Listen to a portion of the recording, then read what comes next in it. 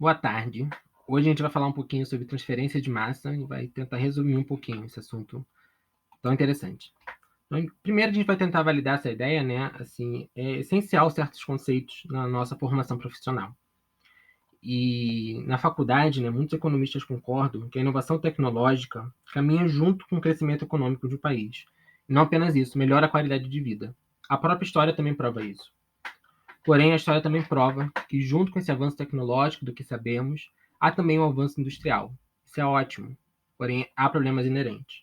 Hoje em dia, existe uma problemática de conseguir conciliar o crescente aumento do capital intelectual, o que produzimos, né, o que conhecemos, a nossa produção e um consumo sustentável dos nossos recursos naturais finitos. Né? Então, essa é uma meta para o futuro, conseguir fazer essa conciliação entre o que produzimos, né, e o que consumimos. E para a gente fazer mudanças, para a gente tentar conciliar, encontrar esse equilíbrio, é essencial entender que a gente precisa entender a indústria. Fazer mudanças no que produzimos, precisamos entender a indústria e como a indústria produz. E para entender a indústria, a gente precisa de 3 pilares essenciais, que é a mecânica dos fluidos, a transferência de calor e a de massa, né, que são pilares da indústria e importantíssimas na formação de um profissional de impacto. Como eu falei, eu vou falar um pouquinho do processo de transferência de massa, né? Posso dividir ele em dois, em difusão ou convecção. Eu vou falar de difusão, que fala sobre o fluxo de espécies químicas no meio, que pode ser gasoso, líquido ou sólido. Como eu falei, né? Eu vou falar um pouquinho da difusão. É essencial a gente primeiro entender a força motriz do fenômeno de difusão. Né? Aqui a gente vai falar apenas da difusão livre, que ocorre pela diferença do potencial químico. Né? Se a gente considerar um sistema de pressão e temperaturas constantes, é natural do sistema tentar se homogeneizar numa diferença de concentração. Esse transporte de massa por difusão ocorre de um maior potencial químico para um menor potencial químico naturalmente. Para tornar lúdico isso, eu coloquei a foto de uma gota que exemplifica bem o que é esse processo. Né? Se você joga uma gota num copo d'água, você vai ver que naturalmente ela se espalha. Né? Isso é só para tornar lúdico que é como se fosse isso. No meio está bem concentrado, em volta está menos concentrado, e naturalmente a gota vai se espalhando. O que regem os fenômenos de fusão são leis, e a gente vai tentar explicar elas um pouquinho. Começando pela primeira lei de Fick, né? Aqui ela está mostrando primeiro que a gente está avaliando um processo em estado estacionário. E a gente está vendo que o fluxo de massa o que quer dizer isso, né? Quer dizer o que é transportado por unidade de área e tempo. E é proporcional à concentração. Né? Aqui está vendo um D também, que a gente também já vai falar sobre o coeficiente de difusão. E como eu disse, é um processo espontâneo. E a definição é essa. É quando a concentração varia, dada uma variação no sistema de coordenadas, né? Dada a variação do meio. Na fórmula a gente vê um coeficiente de difusão. De novo aqui a fórmula.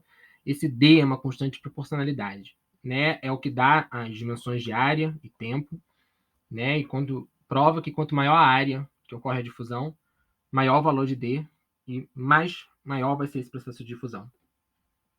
Não apenas isso, essa constante de proporcionalidade, ela também depende da temperatura, depende da pressão, depende da natureza da espécie que se difunde. Então, ela vai variar dependendo do meio que se encontra. Né? Ela é essencial para a gente entender o processo, essa constante. Cada meio vai apresentar um valor. E, como esperado, né, essa ideia de um meio mais livre, o processo é mais, entre aspas, né, o processo é facilitado. O processo de fusão no meio gasoso é muito mais rápido. Né? A gente está considerando aqui quanto varia, né, de ser estado estacionário. Quanto varia? Varia muito mais num espaço de tempo e de espaço, se a gente comparar com o estado líquido e o estado sólido. A gente falou de tempo, né? O certo mesmo para a gente falar de tempo é a segunda lei de Fick. Agora, a segunda lei de Fick, a gente vai sair desse estado estacionário, vai considerar que o fluxo de fusão e o gradiente de concentração vai variar com o tempo. Né? De novo, na ausência de forças externas. Existe o fenômeno de fusão na presença de forças externas, mas a gente não vai considerar ele aqui. Continuando. Aqui, de novo, né, está mostrando que é muito claro, a gente está variando a concentração no tempo, né, de um lado, está mostrando que isso é diretamente proporcional à variação de concentração no espaço, mas agora com derivadas, né, o que isso vai acarretar. O que antes era um processo linear, se a gente traçasse um gráfico com uma concentração varia no espaço, a gente teria um gráfico linear, agora a gente tem curvas.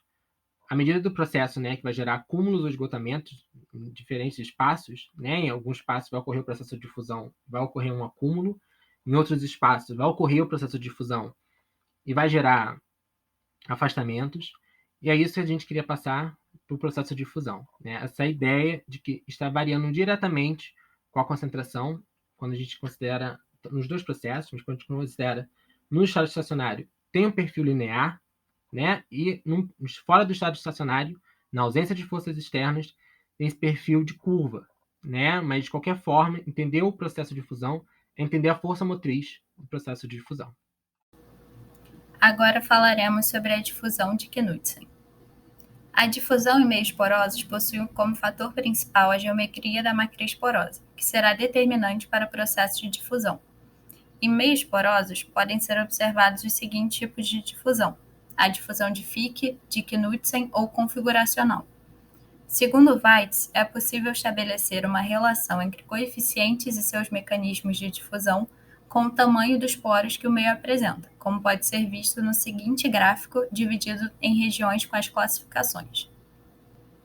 Na difusão de Fick, é comum ocorrer a colisão entre as partículas, uma vez que o tamanho dos poros é maior comparado ao caminho livre médio entre as moléculas da substância a ser difundida, e esse mecanismo segue a lei de Fick. A particularidade da difusão de Knudsen está no fato da baixa probabilidade de colisão entre as partículas, devido ao fato de que o caminho livre médio para as colisões entre as moléculas é maior quando comparado ao tamanho dos poros. Dessa forma, com poros estreitos, ocorrem mais colisões entre as partículas e as paredes dos poros. O coeficiente de difusão de Knudsen pode ser calculado pela primeira fórmula, onde T é a temperatura absoluta, R o raio médio dos poros, epsilon a porosidade do sólido, S a área superficial específica da matriz porosa, ρ a massa específica do sólido e V o volume específico do poro da partícula sólida. Quando a tortuosidade é considerada no processo, é utilizada a segunda equação, onde tal representa a tortuosidade. Considerando o fenômeno de difusão em meio poroso, a estrutura porosa pode apresentar diferentes tamanhos de poros, apresentando assim mais de um processo, ou seja, é possível ter os dois processos de difusão, a difusão de Fick e de Knudsen, utilizando a seguinte equação para calcular o coeficiente efetivo da difusão, representado por dAEF. A transferência de massa também pode se dar pela convecção, que ocorre somente na presença de fluidos. Esse processo consiste na movimentação do fluido por correntes convectivas. A convecção pode ser classificada em convecção natural, onde as correntes convectivas surgem como resposta à diferença de densidade, ou como convecção forçada, quando a convecção é provocada por ação de agentes externos, como ventoinhas, bomba centrífuga e outros. A convecção depende de vários parâmetros relacionados ao fluido, como velocidade, viscosidade, condutividade térmica, massa específica, composição na superfície, entre outros. O escoamento pode ser dividido em regiões como externo e interno, e com essa divisão pode ser entendido o conceito de camadas limites, que são a camada limite de velocidade, a camada limite térmica e a camada limite de concentração, sendo essa última importante para a compreensão da transferência de massa convectiva. Essa camada identifica a existência de uma diferença entre os níveis de concentração da superfície e do escoamento. Assim, ocorre a transferência de espécies na corrente livre. Isso aumenta a espessura da camada limite de concentração por toda a superfície e, dessa forma, ocorre o processo de transferência de massa por convecção. O fluxo molar na transferência de massa pode ser determinado pela equação a seguir, onde Km é o coeficiente convectivo de transferência de massa e é influenciado pelas características do escoamento e as interações soluto-meio, e Ca representa a diferença de concentração do componente A na superfície na corrente livre. Multiplicando essa primeira equação pela massa molar, pode ser encontrado o fluxo máximo, como visto na equação 2, onde ρ representa as concentrações mássicas na corrente livre na superfície. Bom, agora vamos falar um pouco sobre a aplicação industrial de transferências de massas. A extração líquido-líquido é uma operação unitária de transferência de massa, que visa a separação de componentes ao distribuí-los em fases líquidas parcialmente solúveis e insolúveis. Além disso, é uma técnica de sorção e vem ganhando um destaque considerável devido à sua facilidade de operação, além de possuir uma grande capacidade de obter a concentração das espécies envolvidas. A técnica consiste na transferência de solutos entre duas fases que formam um sistema heterogêneo. Geralmente, a transferência de solutos é feita de uma solução aquosa para uma solução orgânica, ou seja, duas fases immiscíveis. Então, há a formação de espécies neutras, como os quelatos ou até compostos de associação iônica mesmo. Geralmente, esse método é utilizado em situações nas quais ou o soluto e o solvente possuem volatilidade semelhante, ou o soluto é termossensível, ou há a formação de uma mistura azeotrópica entre soluto e solvente, ou encontramos um sistema com baixa concentração de soluto. Há basicamente 3 etapas para a aplicação desse tipo de extração. Inicialmente, há o contato ou a mistura entre as fases. Então, são deixadas em descanso para ver a separação, de acordo com a densidade dos líquidos. Dessa forma, a coleta das fases separadas pode ser feita. Um exemplo da extração líquido-líquido que está sendo estudada e já possui diversas aplicações industriais é no tratamento de efluentes líquidos gerados pela indústria. O objetivo é a retirada dos metais das soluções para tornar esse efluente adequado para o descarte, lançando-o em cursos d'água.